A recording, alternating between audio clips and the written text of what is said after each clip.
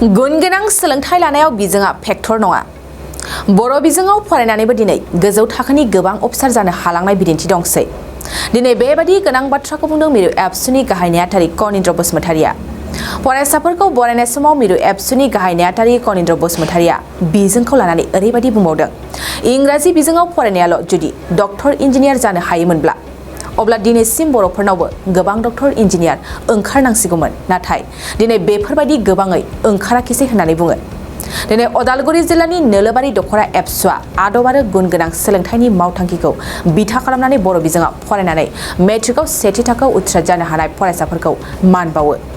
बे हाबाफारियावनो गाहाय आलासि महरै बाहागो लायो मिरु एबसु बर' फरायसा आफादनि गाहाय नेहाथारि कनिन्द्र बसुमतारिया।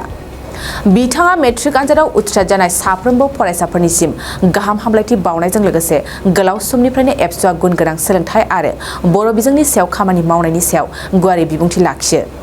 फरायसाफोरखौ मान बावनाय हाबाफारियावनो बुंथिगिरि महरै बाहागो लाबावो थांनाय 2022 मायथाइ एपिएससि आनजादाव उथ्रिसार जानो हानाय ब्रान्दन दैमारियाबो बाहागो लादों।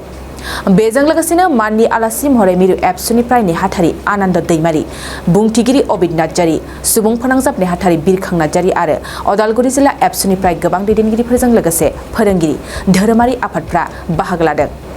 थाखो जिसेआव मुं थिसननो हांखुर जानाय फरायसाफोरनि थाखाय मोनसे गोनां फोसावथाय। रौता नर्थ इस्ट पाब्लिक फरायसालिया नोंथांमोननो मोनसे गोजोनथाव खौरां लाबोदों। CBSE जों गनायथि मोननाय रौतानि मुंदांखा नर्थ इस्ट पाब्लिक स्कुलाव दायो थाखो जिसेनि मुं थिसननाया सोलिगासिनो। साइन्स आरो आर्ट्स मोन्नैबो स्ट्रिमनि थाखाय रौतानि नर्थ इस्ट पाब्लिक स्कुलाव मुं थिसननाया सोलिगासिनो। बे फरायसालियाव थाखोनि फराफारि आयदा फोरोंथाइजों लोगोसेयैनो JEE, NEET, CUET, engineering, medical entrance आनजादनि थाखाय उफ्रा फोरोंथाइबो होनाय जायो। बे फरायसालियाव बिजाब बाख्रि, फरायसाफोरनि थाखाय हस्टेल आरो गेलेनाय, मोसानाय बायदि बायदि केरिकुलार एक्टिभिटिसनि सुबिदा दं।